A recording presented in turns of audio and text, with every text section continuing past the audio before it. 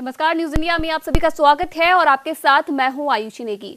बढ़ते कोरोना संक्रमण के बीच देश को फिर से पटरी पर लाने के लिए केंद्र सरकार ने 68 दिनों की बंदी के बाद चरणबद्ध तरीके से बंदिशें हटाने का ऐलान कर दिया है। 30 जून तक चलने वाले लॉकडाउन 5.0 के दौरान पाबंदियां सिर्फ कंटेनमेंट जोन में रहेगी। इसके अलावा बाकी जगहों पर सभी गतिविधियां चरणबद्ध तरीके से शुरू होगी। 1 जून से पूरे देश में कहीं भी लोग आ जा सकेंगे। इसके लिए किसी पास की या फिर मंजूरी की अब से जरूरत नहीं होगी। तो वही देश भर में रात का कर्फ्यू अब रात 9 बजे से सुबह 5 बजे तक रहेगा। इस दौरान सिर्फ आवश्यक गतिविधियों की मंजूरी होगी। अनलॉक 1 के पहले चरण में केंद्रीय गृह मंत्रालय के दिशा निर्देशों के मुताबिक 8 जून से सभी धार्मिक स्थल, होटल, रेस्टोरेंट्स और शॉपिंग मॉल खुल सकेंगे। वहीं दूसरे चरण में स्कूल, कॉलेज समेत सभी शिक्षण संस्थानों को खोलने की तैयारी है। हालांकि इसकी तारीख राज्यों से पहले चरण के फीडबैक के आधार पर जुलाई में तय होगी। इसके बाद तीसरे चरण में अंतर्राष्ट्रीय उड़ानें, metro rail, swimming pool, gym, सामाजिक सांस्कृतिक, खेल, राजनीतिक गतिविधियां शुरू करने पर फैसला हो सकता है। तो वहीं कंटेनमेंट जोन में पाबंदियां पहले की तरह ही 30 जून तक लागू रहेगी। कंटेनमेंट जोन का निर्धारण संक्रमण स्थिति को देखते हुए जिला प्रशासन करेगा। इस जोन में सिर्फ चिकित्सा और आवश्यक वस्तुओं और सेवाओं को ही मंजूरी होगी। राज्य और केंद्र शासित क्षेत्र कंटेनमेंट जोन के बाहर बफर जोन तय कर हालात के मुताबिक कुछ पाबंदियां लगा सकते हैं। इसके अलावा अन्य क्षेत्रों में भी जरूरत के हिसाब से पाबंदियां लगाई जा सकेंगी। सोमवार से एक राज्य से दूसरे राज्य में जाने या फिर राज्य के भीतर कहीं भी लोगों और वस्तुओं की आवाजाही पर कोई पाबंदी नहीं होगी।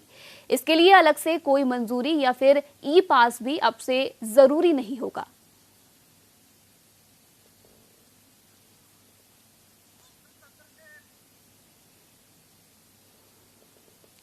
तो वहीं इसी विषय पर ज्यादा बातचीत के लिए उत्तर प्रदेश से state head doctor Chandrasen Verma हमारे साथ फोन लाइन पे जुड़े हुए हैं। डॉक्टर चंद्रसेन, गृह मंत्रालय की तरफ से नई गाइडलाइन यहां पर जारी की गई है लॉकडाउन 5.0 को, अनलॉक 1 भी इसे नाम दिया जा रहा है। किस तरीके से आप इसे देखते हैं? ऐसे देश ने अब लॉकडाउन से अनलॉक की ओर कदम बढ़ा दिया है जी। गृह मंत्रालय ने अनलॉक 1 के नाम से 30 जून तक के लिए दिशा निर्देश जारी कर दिए हैं। इसमें लॉकडाउन को सिर्फ कोरोना के कंटेनमेंट जोन तक सीमित करने की बात कही गई है और मंत्रालय ने कंटेनमेंट जोन के अलावा पूरे देश के प्रतिबंधों को 3 चरणों में हटाने का खाका पेश किया है।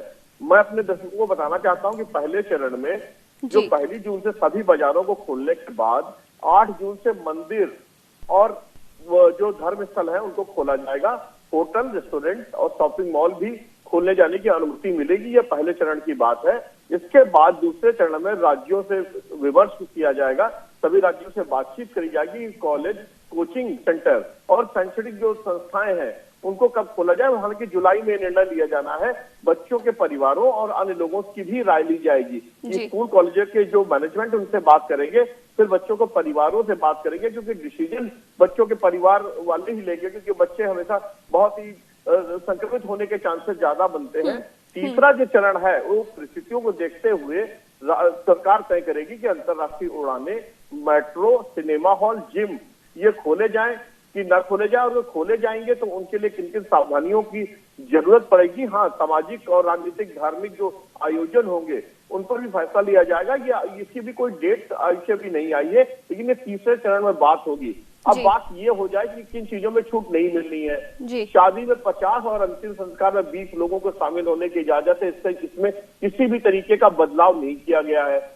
दूसरी बात कही गई है इसमें कि देश में 30 जून तक रात को 9 से सुबह 5 बजे तक कर्फ्यू लागू रहेगा।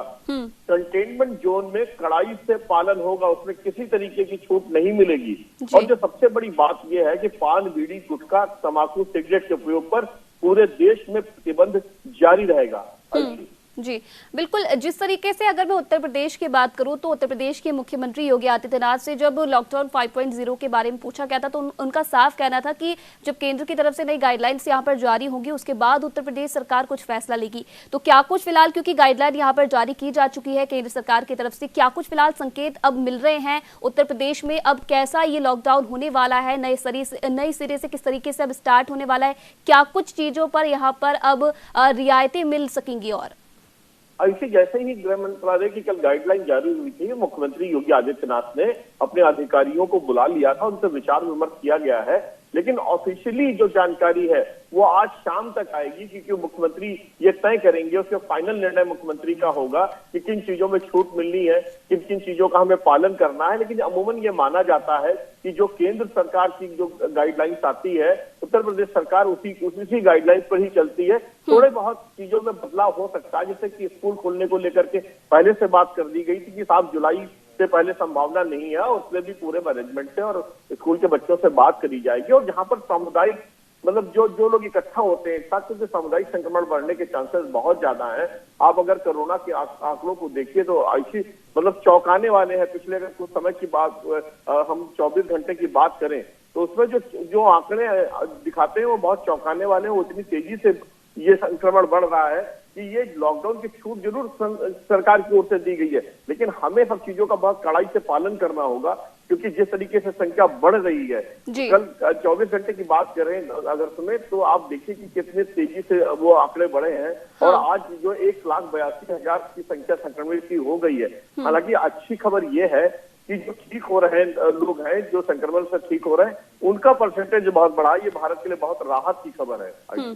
जी बिल्कुल, यहाँ पर रेजिडेंट एडिटर गौरव गुप्ता जी भी हमारे साथ जुड़े हुए हैं। गौरव जी, अगर बात करूं अनलॉक 1.0 अब इसे नया नाम दिया गया है, लॉकडाउन 5 भी इसे बोला जा रहा है, लेकिन अगर जिस तरीके से कहीं ना कहीं जो ये फैसला है, आखिरी फैसला अब राज्य सरकारों के ऊपर यहाँ पर छोड़ दिया गया है। उत्तराखंड की मैं बात करूं तो उत्तराखंड में बिल्कुल अलग ही स्थिति यहाँ पर देखने को मिली है। लॉकडाउन खत्म होने को है और इस वक्त उत्तराखंड में ज्यादा संख्या में कोरोना संक्रमितों की लगातार इजाफा होता जा रहा है। तो क्या कुछ लगता है अब क्या उत्तराखंड में सरकार पाबंदियां यहां पर लगा सकती है या फिर और राज्यों की तरह यहां पर लोगों को रियायत दी जाएगी? आयुषी, देखिए जिस तरह से आपने उत्तराखंड का सवाल किया है, उत्तराखंड की अगर मैं बात करूं तो करीब लॉकडाउन 1, 2, 3 में बहुत राहत देखी गई और मरीजों की संख्या ना के बराबर थी, या कहे तो 100 का आंकड़ा भी उत्तराखंड ने लॉकडाउन 3 कंप्लीट होने के बाद भी पार नहीं किया।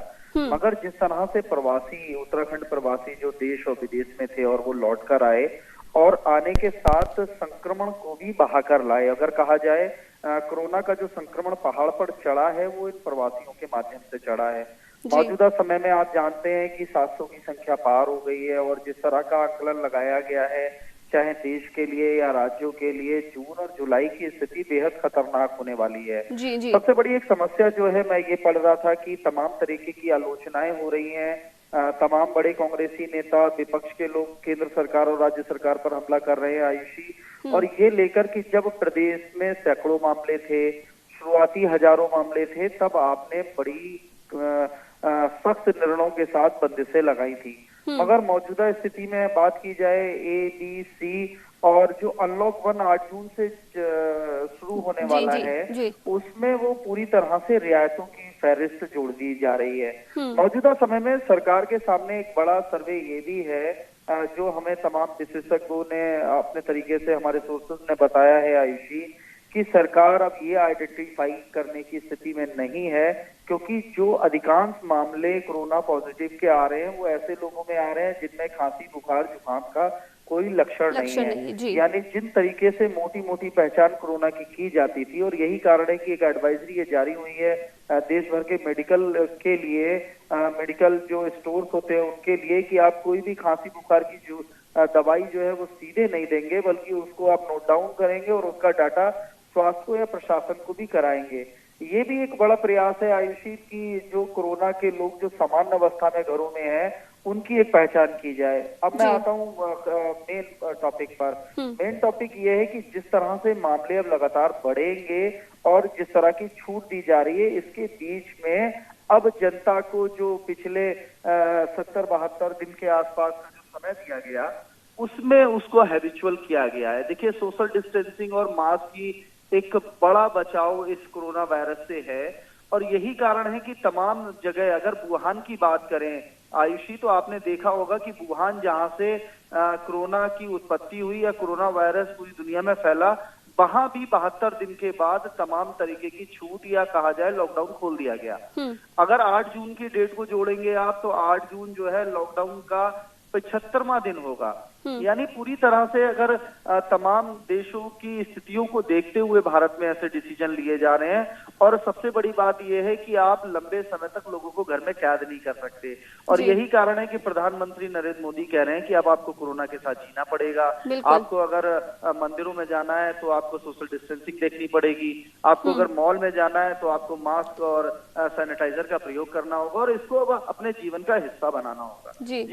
जी डॉक्टर चंद्रसेन, एक सवाल आपसे, क्योंकि अगर लगातार हम शुरू से बात कर रहे हैं कि सिर्फ लॉकडाउन ही कोरोना का उपाय नहीं है, लेकिन जिस तरीके से लॉकडाउन यहाँ पर देश में जारी किया गया था तो कुछ हद तक कंट्रोल यहाँ पर कोरोना के मामलों में देखने को मिला था। लॉकडाउन 1 की अगर मैं बात करूं तो उसमें यहाँ पर इतनी बड़ी संख्या में लोग संक्रमित नहीं मिले थे, 2 में भी संक्रमित नहीं मिले थे, क्योंकि इन दौरान कहीं ना कहीं वो पाबंदियां जा रही थी।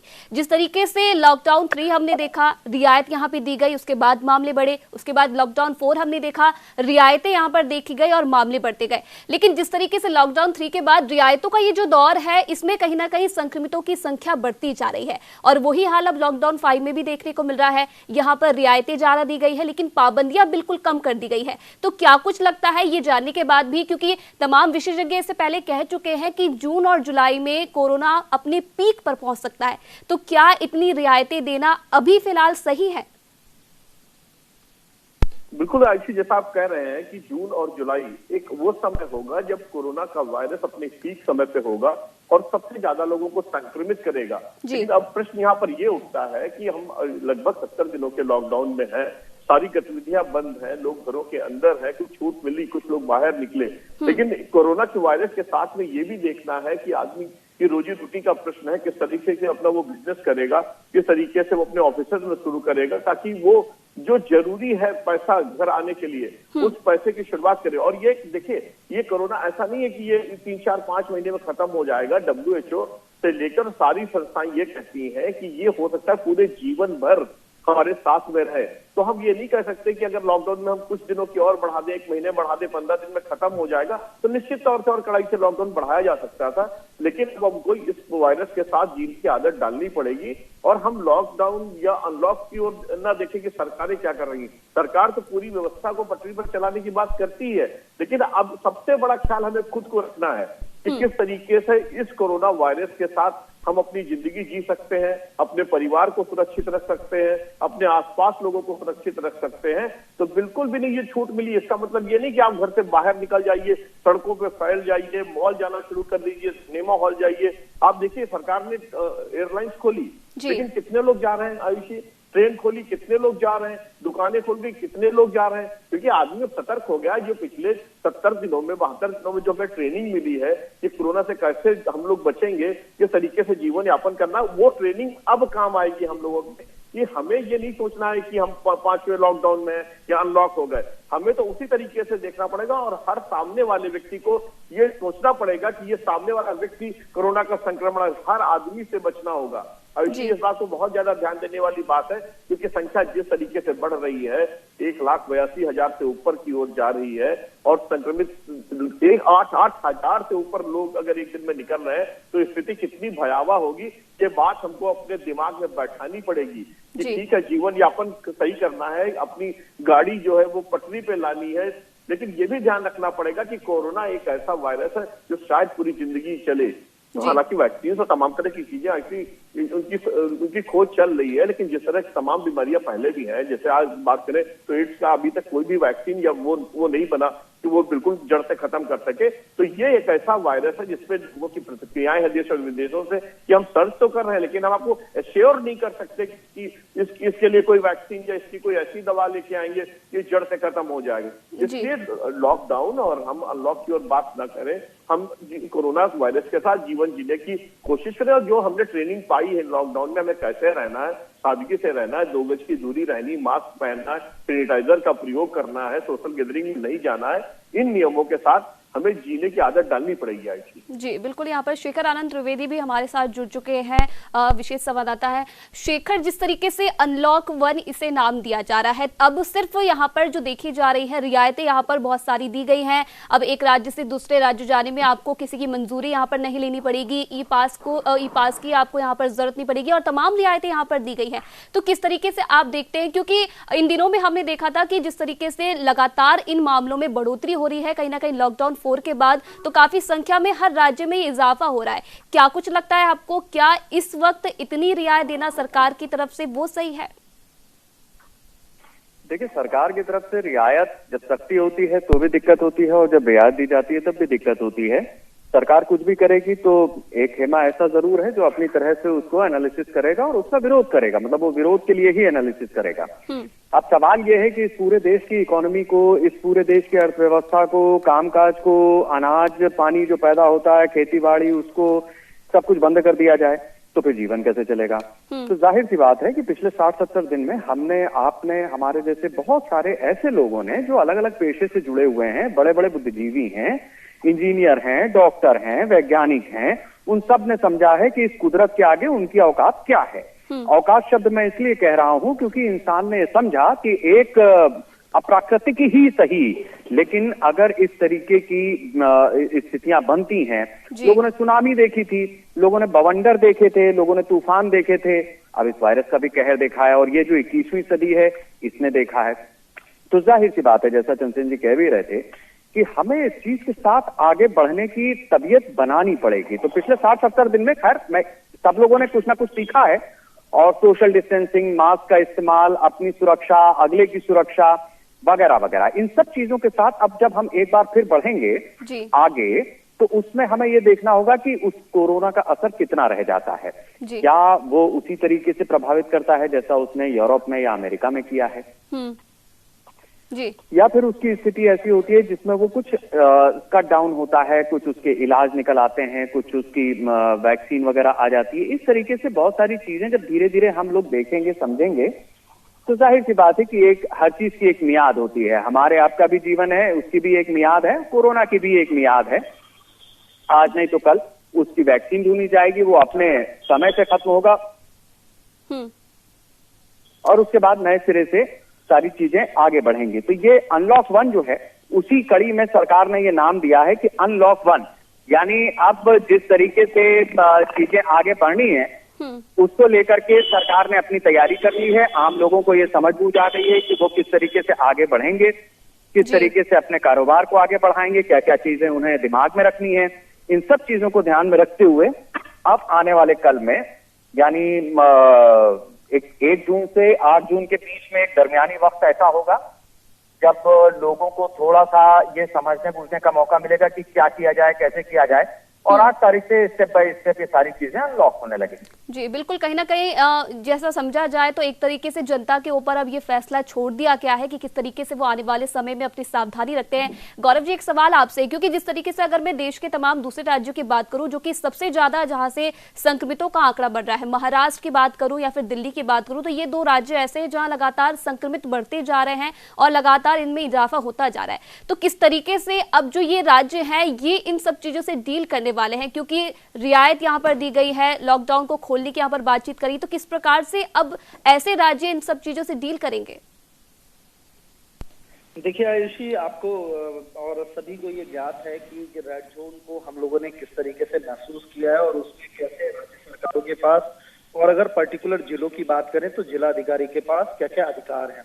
मौजूदा समय में भी जिस तरीके का अनलॉक बंद होगा उसमें खासकर जैसे दिल्ली हो गया या महाराष्ट्र हो गया जो कि हॉटस्पॉट हैं और दूसरे तरीके से जो खतरे के नजदीक है, अभी भी छूट की कोई गुंजाइश 30 जून तक नहीं है। 30 जून के बाद किस तरीके की एडवाइजरी आएगी ये देखना बाकी होगा। मगर सबसे महत्वपूर्ण ये बात है कि मौजूदा समय में आप दूसरे कई देशों के भी उदाहरण देख सकते हैं जहां पर बीच एरिया भी खोल दिए गए हैं, वहां भी सोशल डिस्टेंसिंग है, इस तरीके से थर्मल चेकिंग है और अब ये जीवन का पार्ट है। आपको ये आदत बनानी होगी। जैसे अक्सर हम लोगों ने देखा है कि कई बार जब लोग तमाम राज्यों से राजस्थान से या दिल्ली जाते हैं तो वहां पर सीट बेल्ट का और यातायात के दे लेते हैं, पालन करने लगते हैं। जीवन में ये साफ हो गया है कि अगर घर से निकलते हैं तो पूरी तरह से सोशल डिस्टेंसिंग का पालन करें, स्वतः पालन करेंगे तो बहुत चीजों से बचाव रखेंगे।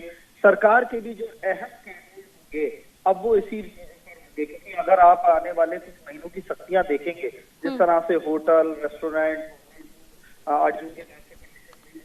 वाले टाइम में और दूसरे चीजों को परमिशन मिलेगी जी, सबसे बड़ा ख्याल यही होगा कि कोई भी एरियाज को हम जो है हॉटस्पॉट ना बनने दें।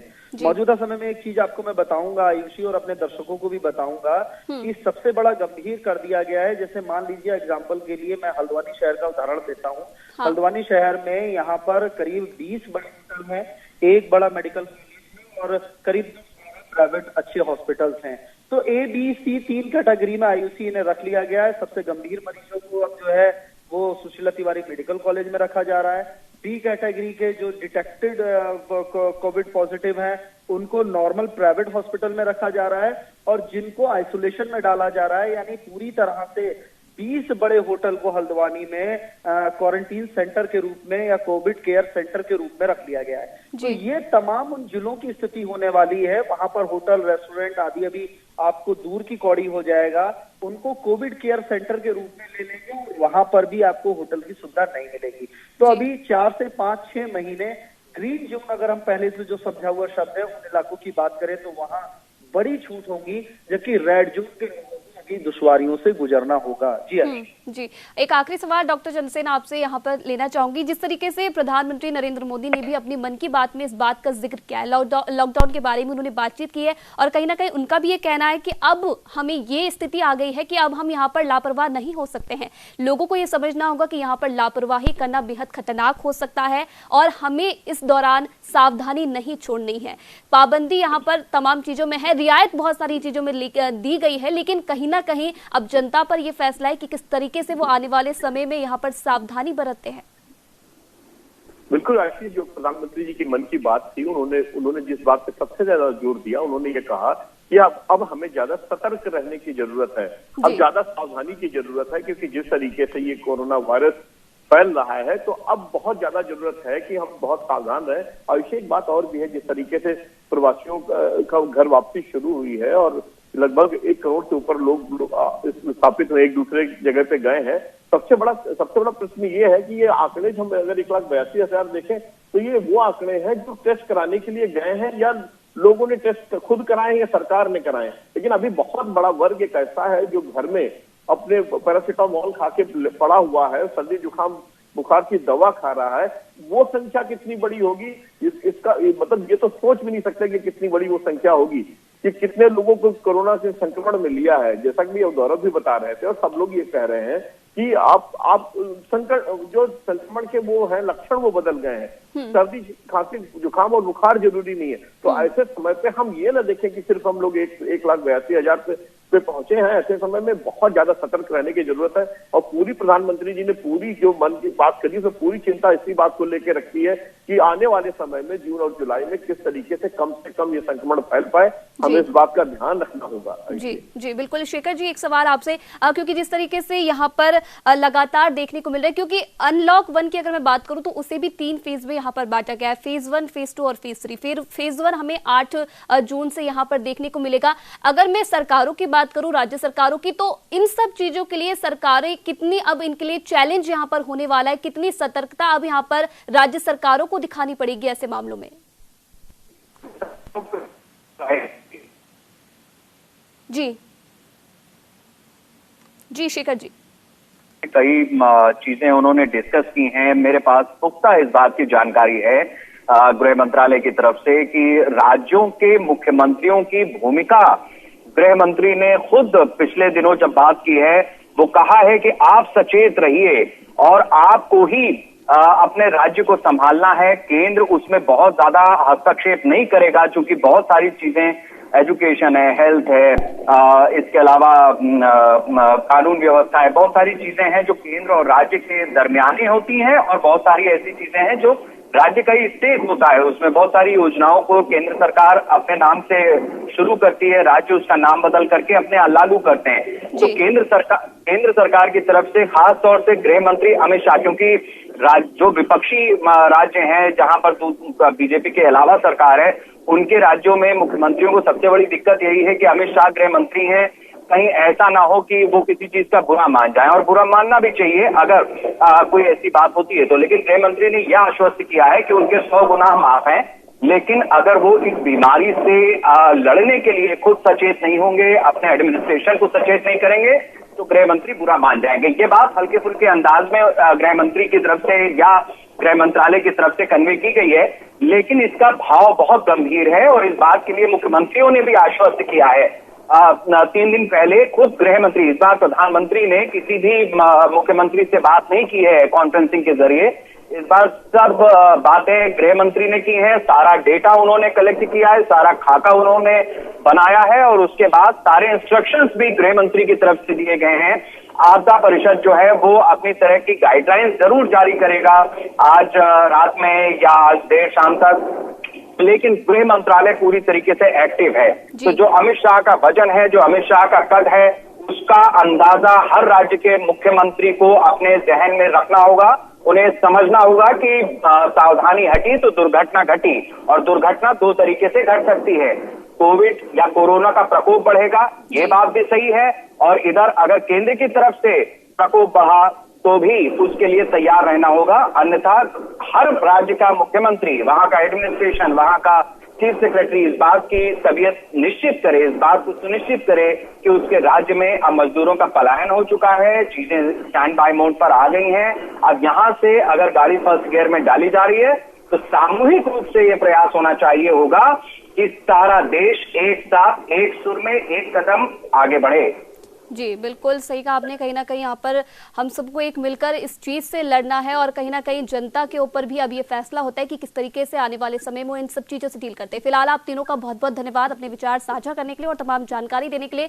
तो जिस तरीके से लॉकडाउन 5 यहाँ पर शुरू किया गया है, एक नए स्वरूप के साथ, नए रंग रूप के साथ इसे लाया गया है, और यहाँ पर एक चीज और सरकार लेकर आई है अनलॉक 1, जिसमें यहाँ पर तमाम चीजों में छूट दी गई है। आने जाने में अब किसी भी तरह की पाबंदी नहीं रहेगी, धार्मिक स्थल खोले जाएंगे, शॉपिंग मॉल्स खोले जाएंगे, लेकिन इन सबके बीच सरकार का ये भी कहना है कि कहीं ना कहीं हमारी खुद की जिम्मेदारी ये बनती है कि कितनी सावधानी हम इस सब चीजों में बरतते हैं, क्योंकि कोरोना का संकट फिलहाल अभी गया नहीं है। तो कहीं ना कहीं जनता के ऊपर भी अब सबसे बड़ा फैसला ये होता है कि लापरवाही वो बिल्कुल ना बरते। फिलहाल इस बुलेटिन में इतना ही। आप देखते रहिए न्यूज़ इंडिया।